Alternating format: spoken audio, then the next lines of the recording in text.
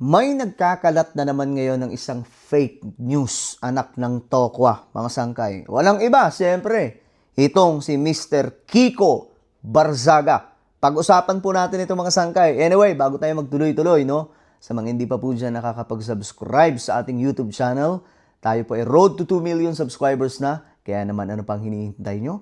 Makikita nyo po yung subscribe button sa baba ng video na to, i-click nyo lamang po yung subscribe, i-click ang bell, at i-click nyo po yung all. Sa mga nanonood po sa Facebook, syempre, huwag nyo pong kalimutan na i-follow yung ating Facebook page. So, this is it, pansit, no? Itong si Kiko Barzaga ay nagkakalat po ng isang fake news. Ulitin ko, mga sangkay, si Kiko Barzaga na may karga ay nagkakalat po ng fake news. Anak ng tokwa, mga sangkay, pakinggan nyo po ha. Alam nyo, pwede na po siya damputin sa ginagawa niya dito eh. Pwede po siyang kasuhan, mga sangkay. Bukod sa nagsisinungaling na siya, nag-uudyok pa siya na magkagulo sa Pilipinas. Pakinggan po ninyo. My fellow citizens, President Marcos plans to arrest all of his political opponents. Earlier today, Marcos issued an arrest warrant against Senator De La Rosa. For your information, Kiko Barzaga, anong sabi mo? Si PBBM ang nag-issue ng warrant kay De La Rosa? Sigurado ka ba, tol? Parang mali ata yung information na nakukuha mo. Nandito ka ba talaga sa Pilipinas? Ulitin natin, baka nagkamali lang po tayo. My fellow citizens, President Marcos plans to arrest all of his political opponents. Earlier today, Marcos issued an arrest warrant against Senator De La Rosa. Anak ka ng tokwa. Ito ay alleged pa lang, mga sangkay. Pero para lang magkalaman yung utak mo, tol, hindi po ang mag-i-issue ng arrest warrant sa kanila si BBM, kundi ang ICC. Uulitin ko ha, ICC. Yung International Criminal Court. Anong pinagsasabi mo, brother? Anak ng tokwa, alam nyo, yung maniniwala na lamang po dito, si Raulo. No? Si Raulo na lang. Bakit? Anak ng tokwa, paano mag-i-issue si BBM ng arrest warrant?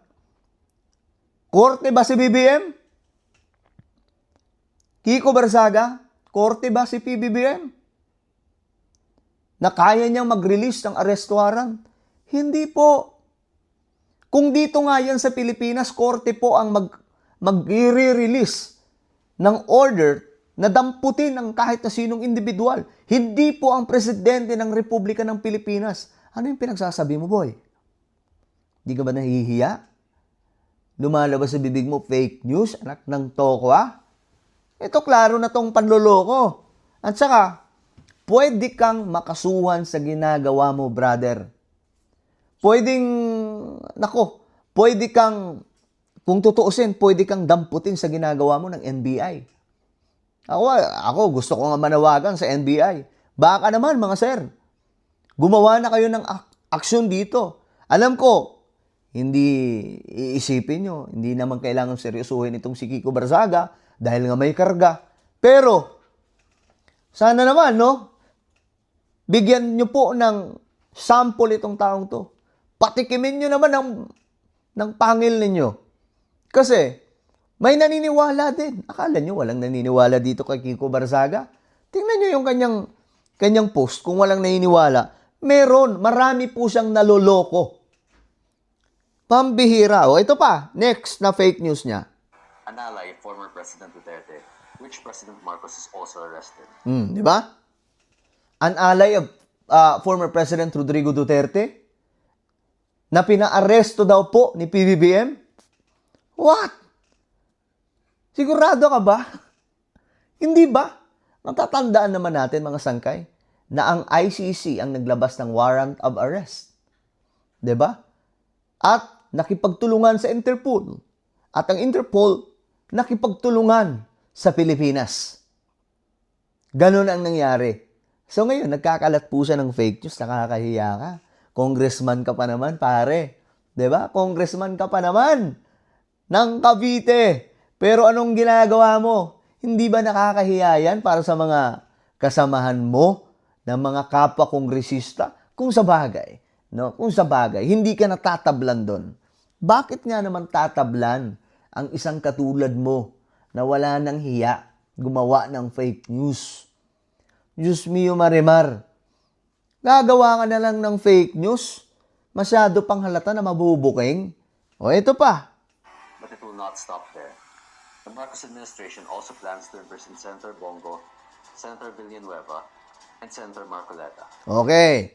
Kung dadating man tayo sa punto na maaaresto o makakasuhan itong mga senador na nababanggit mo, uulitin ko lang, hindi rin po si PBBM ang maglalabas ng arrest warrant, kundi ang korte. Kung magrereklamo ka, boy, sa korte ka magreklamo. Hindi kay PBBM. Kung resista ka ba talaga? Bakit hindi mo alam yon na hindi po pwede ang presidente o hindi si BBM ang nagre-release ng arrest warrant? Korte lamang po ang makakapag-decide mo, boy. Hindi po si Pangulong Bongbong Marcos. Ano ang pinagsasabi mo?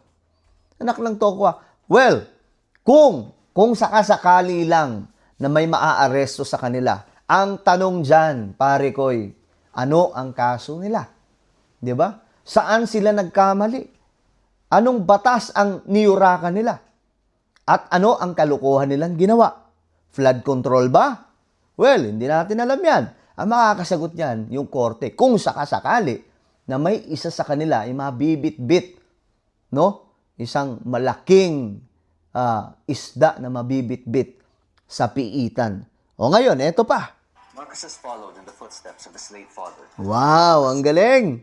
Sr., and has started to arrest and kill any politicians who oppose his corrupt government. Okay, ebidensya, pare, ebidensya. Yan tayo, magaling tayo. Alam nyo, ginagamit niya yung social media platform niya para manloko ng taong bayan.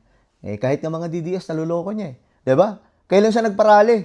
Nagparali siya sa Forbes, 'di ba? Ano nangyari? Late na nga dumating, nauna pang umuwi. Ang galing, kaya galit na galit si Banat ba eh. O ngayon, nagkakalat na naman. Siyempre, magpapalakpakan yung mga nauuto. Pero, hindi nila alam, uutuin lang din sila netong taong to. O ngayon nga, ayaw na magparali. Anong sabi niya?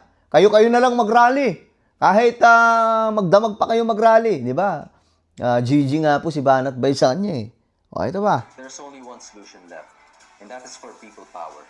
For our citizens to march towards the gates of Malacanang and remove the source of corruption that steals and destroys our beloved country. Eto na, mga sangkay. Eto na. Eto ka na, boy. Dito ka sumablay. Ano to? Nag-uudyok ka na ng kaguluhan sa Pilipinas. Nag-uudyok ka na sa taong bayan na magkagulo. Nakuyari ka dito. Baka dito ka na madampot. No, bukod sa pagiging fake news mo, baka dito ka magka-problema. Kasi inuudyokan mo na. Ulitin natin ha. Ito yung sabi niya, mga sangkay. For our citizens to march towards the gates of Malacanang and remove the source of corruption that steals and destroys our beloved country. Dito, pwede kang mayari. Just in case na seryosohin ng gobyerno ito. Itong mga ginagawa mo. Mayayari ka dito. Pampihira. Uudyukan mo yung sambayan ng Pilipino na magkagulo dito. Na gumawa ng kaguluhan para sa ating, para laban kay PBBM dahil hindi mo lang gusto yung namumuno. Anak ng too We will ensure that Marcos and Romualdez are imprisoned for their crimes. Aba. Ang sabi niya, Gates of Malacanang lakas mo and remove the source of corruption that steals and destroys our beloved country. We will ensure that Marcos and Romualdez are imprisoned for their crimes. Ano ka? Ano ka, korte boy? Korte ka? Supreme Court ka? Well, kung kay Romualdez, bahala mag-decide dyan ang korte, mga sangkay. Pero si PBBM, malabo yan. Dahil siya nga po mismo ang nagsiwala tungkol po dyan. Tungkol po dito sa korupsyon sa ating bansa. Walang ibang presidente na nakagawa niyan, si PBBM lang. Alright? So kayo, anong sa tingin nyo? Kailangan na ba itong si Kiko Barzaga turuan ng leksyon ng NBI o ng mga otoridad natin? Comment down below. So ano pang hinihintay nyo? Guys, i-share nyo po itong ating video at huwag nyo pong kalimutan na i-subscribe yung ating YouTube channel. God bless everyone.